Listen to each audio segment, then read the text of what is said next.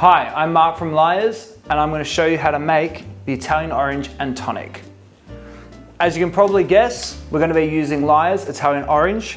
This is arguably my favorite of the Lyre's portfolio. If you like those classic aperitivo and digestivo style drinks, amaros, you'll absolutely love this.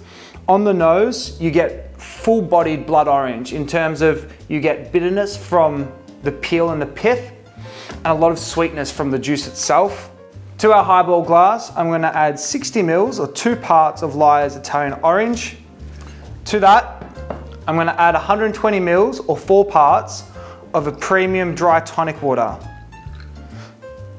And the reason why we're adding tonic water as opposed to soda is because the quinine and the bitterness of the tonic is going to help bring this drink to life and give it a nice long finish on the back of your palate. I'm going to top the glass with ice. And as any Italian would, I'm going to garnish with 2 lovely half moons of fresh orange. The little bit of juice that comes out of that orange is going to really bring this drink to life. And I'm going to enjoy that one simply with a straw. There you have it, the Lyre's Italian orange. The perfect aperitivo or digestivo to have before or after a meal, or just to enjoy on a hot summer's day. To shop the full range and view more recipes, head to lyres.co.